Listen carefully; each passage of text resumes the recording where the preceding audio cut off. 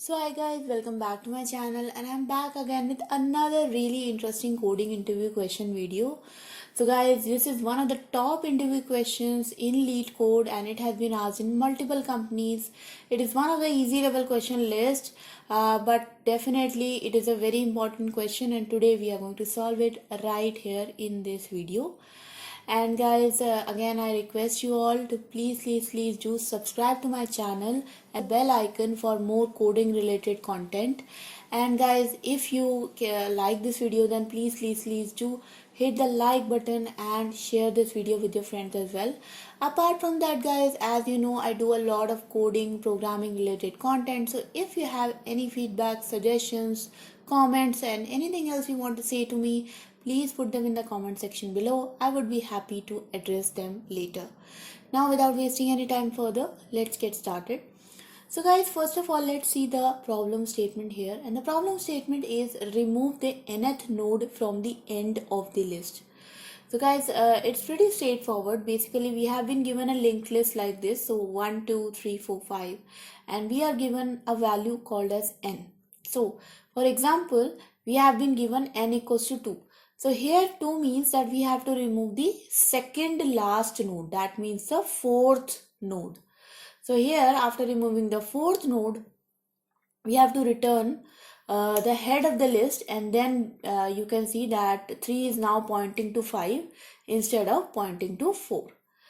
Now there are a lot of corner cases in this question guys, which actually makes this problem not so easy.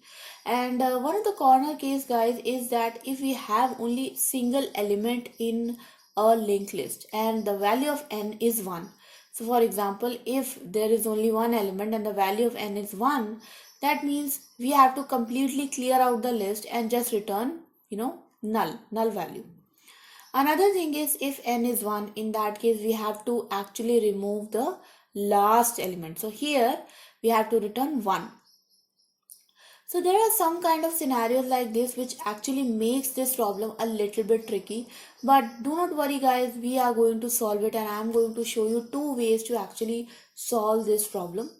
But first of all, let's read the constraints. The constraints are that number of nodes in the list is called as sz, and number of nodes are from 1 to 30, the value is from 0 to 100, and the n value is from 1 to sz. So that basically means that there will never be a scenario where the n value is greater than the number of nodes or n value is less than the number of nodes. That's not gonna happen. Definitely it will be under the limits, but we have to take care of the corner cases like the one I discussed before. Another thing is a follow-up here, that could we do this in one pass. So basically guys, I am going to show you 2 ways. One will be a simpler way, it's easier to understand, but it will be a 2-pass method. Another will be a single pass method. And let's get started with the first solution, which is 2-pass method. So first of all guys, what we will do in 2-pass method, I will just explain you first of all. In the first pass, we will actually go through all the nodes and just determine the length of the list, right?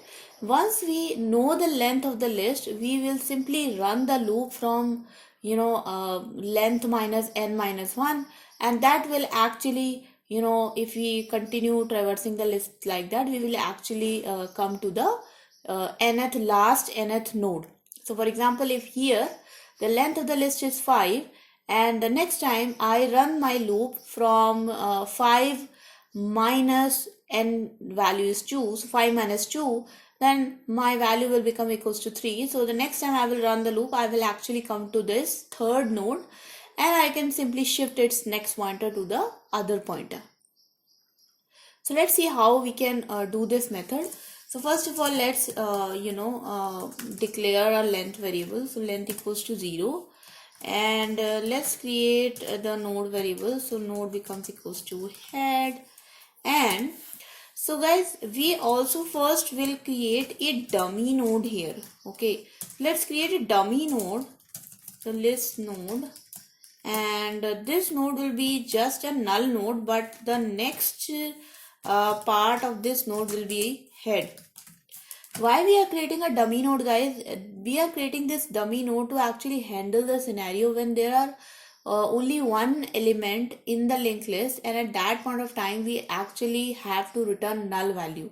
So in that case guys, this kind of dummy node pointing helps us a lot. So this is a good trick actually. So what we will do, we will simply run the while node is not equals to null, and simply length plus plus, and node becomes equals to node dot next. And after this while pass is completed, our length variable will be having the length of the linked list. Now what we will do guys, we will simply assign the dummy node to this node variable, and now we will start reversing the linked list from the dummy node.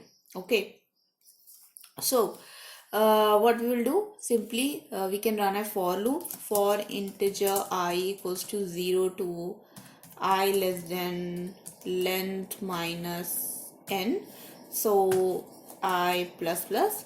So let's suppose if my length is 5, this run will run from 0 to 3. Okay, and because we are running from the dummy node, so after this loop is actually completed, we will come to the not the last nth node but the n minus 1th node. Okay, so node becomes equals to node dot next. So what I mean by that is, once this loop will be completed, because we are running from the like a 0th position here, so this will run for 3 length minus length is 5 and n is 2, so this will run for 3 iterations. So if we are starting from a 0th node, so 0 1 2, and then we will come actually here. So it will first come here 1 2 and 3, so we will come to this position, third position. And once you will come to this third position, we can simply set its next value to its next value. Let's see how we can do that.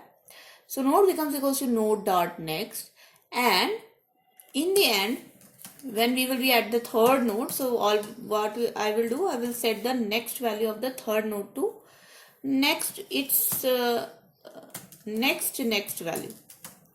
So node dot next becomes equal to node dot next. Okay, now you consider a case guys, just think about a case here when we have only one node. Okay, so let's suppose I have only one node here. So in this case guys, my length is also 1, and and I also have one node here. So in this case, my dummy node will be at the previously my head, and what will happen is that this loop will completely not run, because it's from 0 to length minus n, which will be 0 again. So this loop will not run. Now my dummy node next value, so now what will happen, that dummy node next value will become the head next value. So dummy node dot next will becomes equals to head next value. Okay, so and the next value of head is, because there is only one node, it will become equal to null. So basically this statement virtually will become, internally will become equal to head becomes equals to head dot next, which eventually actually means that head becomes equals to null. Okay, so this statement will actually work for us if there is only one single node in the linked list. So I hope that is clear to you guys. Now what we have to return guys, we simply have to return the head node, and the head node is definitely the dummy dot next node, so simply return that. And now let's run this code guys, and let's see if this works or not. And you can see guys that my answer and the expected answer actually matches. So let's try to submit the solution, and you see guys, it is accepted as well. But our requirement is to actually solve this question in one single pass. So as you can see that in my first pass I traversed the entire list, and in my second pass I only went until the n minus 1th last node, and then I assigned the next values, and finally I returned the head of the list, which was having one less node. But If I want to do something like this in a single pass, then there is another tricky situation here. What we will do, guys, we will set up 2 pointers. So basically one pointer will be, let's suppose one pointer is here at 1 and the another pointer will be n steps away from it. So here if n value is 2, then one pointer is, if it is at 1 position, the other pointer will be at 3 position. Okay, and what will happen? We will continue moving this pointer until it comes to its next value come to null. So we will continue this pointer from 3 to 4, 4 to 5, and when it comes to 5 we will simply break the loop, and at that point of time my slow pointer, my pointer which was at the backward position, will actually come from 1 to 2 and 2 to 3. So basically my slow pointer will actually come to the node whose next value we basically have to replace. So this 2 pointer method is kind of a trick, I would say, but it's a really nice trick to learn. And again we will do the similar thing, guys. We will just create a dummy node here, and dummy node actually really helps us to cater the situation when we have only one single node. So list node dummy becomes equals to new list node dummy dot next becomes equals to head, and let's create 2 pointers now. One is called as the fast pointer, another is called as the slow pointer, and I will just simply point both those pointers to my dummy variable. Now I will run a loop from I equal to 1 to I less than n, I less than equals to n, or I0 to I less than n. Let's from I0 to I less than n, I plus plus, and I will simply move my fast pointer to my fast dot next. So basically after this loop, fast pointer and slow pointer will be n steps away from each other. Okay, now while fast dot next is not equals to null, so basically I will now traverse the fast pointer and just complete traverse the entire list. But during this traversal I will assign fast becomes equals to fast dot next. So fast becomes equals to fast dot next, and slow will also becomes equals to slow dot next. But because in the previous for loop we have already set fast n steps away from slow, so now when this while loop will be completed, slow will be n steps before fast. So basically slow will be at n minus 1th node. And finally, guys, once this step is completed, you will do the same thing which we did here. So slow dot next becomes equals to slow dot next dot next.